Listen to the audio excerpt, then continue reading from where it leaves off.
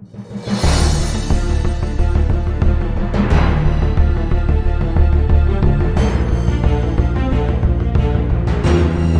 दीपभाऊ मित्रांनो, मी किशोर झोटे पुन्हा एकदा स्वागत आहे माझ्या चला शिकूया तंत्रस्नेही होऊया या यूट्यूब चॅनलवरती.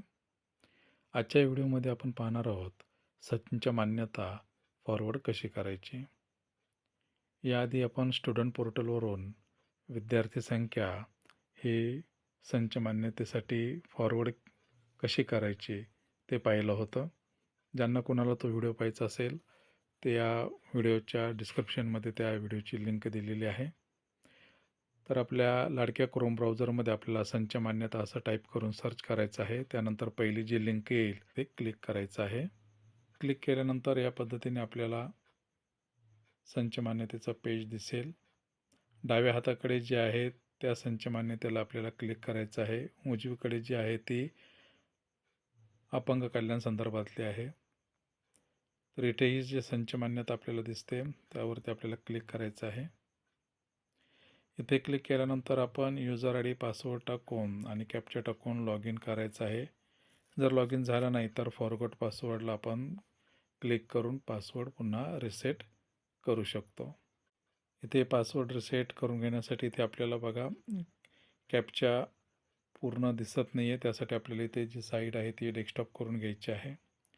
डेस्कटॉप साईड करून घेतल्यानंतर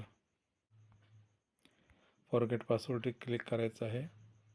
इथे क्लिक केल्यानंतर आपल्याला आता इथे कॅप्चा जो आहे तो पूर्ण दिसत आहे. आपला युजर आय डी म्हणजेच आपल्या शाळेचा UID तो टाकून इथे कॅप्चा टाकायचा आणि सबमिट बटनावरती आपल्याला क्लिक करायचं आहे. इथे सबमिट या बटनावरती क्लिक केल्यानंतर आपल्याला OTP आलेला आहे. तो OTP इथे आपल्याला टाकून घ्यायचा आहे. त्यानंतर सबमिट या बटनावरती आपल्याला क्लिक करायचं आहे. त्यानंतर आपल्याला ते पॉपअप विंडोमध्ये आपल्याला सांगितलेलं आहे तुमच्या मोबाईलवरती तुम्हाला पासवर्ड पाठवलेला आहे. जर आपल्याला तो पासवर्डचा मेसेज जर आलेला नसेल तर आपल्या वरिष्ठ कार्यालयाशी आपल्याला संपर्क साधायचा आहे आणि तिथून आपल्याला पासवर्ड जो आहे तो रिसेट करून द्यायचा आहे. जर आपल्याला पासवर्ड आला असेल तर तो पासवर्ड टाकून आपल्याला इथे लॉग इन करायचं आहे. इथे आपण ओके बटनला क्लिक करूयात. लॉग इन हिअर येईल. हिला रिफ्रेश करून घ्यायचं आहे. इथे पुन्हा आपल्याला तो युजर आय डी टाकून पासवर्ड टाकून कॅप्चा टाकायचा आहे आणि लॉग इन करायचं आहे. नंतर पुन्हा एक पॉपअप विंडो येईल. आपल्याला याला ओके आपल्याला करायचं आहे. ओके केल्यानंतर अशा पद्धतीने आपल्याला पेज दिसेल. बघा आपल्याला वरती होम, स्कूल इन्फॉर्मेशन आणि वर्किंग पोस्ट. तर वर्किंग पोस्ट जी दिलेली आहे तिथे आपल्याला त्यावरती आपल्याला इथे काम करायचं आहे.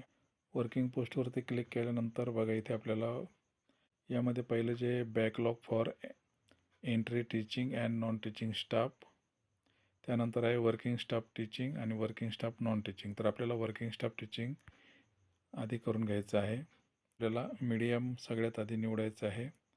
मीडियम निवडल्यानंतर इथे आपल्याला टॅब ओपन होतील. आपली सगळी माहिती इथे बघून घ्यायची आहे आणि त्यानुसार ज्या काही आपल्या टॅब असतील त्यामध्ये आपली संख्या टाकून घ्यायची आहे. तर टोटल एकदा क्लिक केलं की आपल्या सगळ्या माहिती तिथे येणार आहे. त्यानंतर बघा इथे आपल्याला अपडेट करायचे आहे. त्या अपडेट टॅबवरती आपल्याला क्लिक करायचं आहे. इथे आलेलं आहे बघा डाटा अपडेट सक्सेसफुली. त्या फुलीवर आपल्याला क्लिक करायचं आहे. त्यानंतर हा जो डाटा आहे तो आपल्याला फायनलाइज करायचा आहे. पुन्हा एकदा आपल्याला इथे आपलं मीडियम जे आहे ते निवडायचं आहे. मराठी इथे करायचं आहे. इथे आपल्याला ती संख्या भरलेल्या संख्या दिसतील त्या बघून घ्यायच्या आहेत आणि फायनलाइज करायचं आहे. फायनलाइज बटनवरती क्लिक केल्यानंतर पुन्हा आपल्याला एक पॉपअप विंडो येईल. Do you really want to finalise आणि याला आपल्याला ओके करायचं आहे. आणि इथे आपल्याला हिरव्याच्यामध्ये मेसेज आलेला आहे डाटा इज फायनलाइज.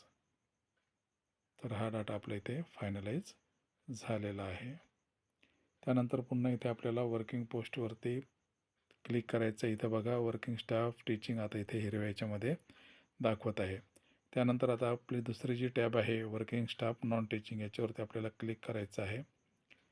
इथे क्लिक केल्यानंतर सर्व माहिती बघून घ्यायची आहे आणि जो काही आपला नॉन टीचिंग स्टाफ आहे त्याची माहिती इथे आपल्याला भरायची आहे. माहिती भरून झाल्यानंतर पुन्हा इथे अपडेटकडे यायचं आहे. अपडेट या टॅबवरती आपल्याला क्लिक करायचं आहे.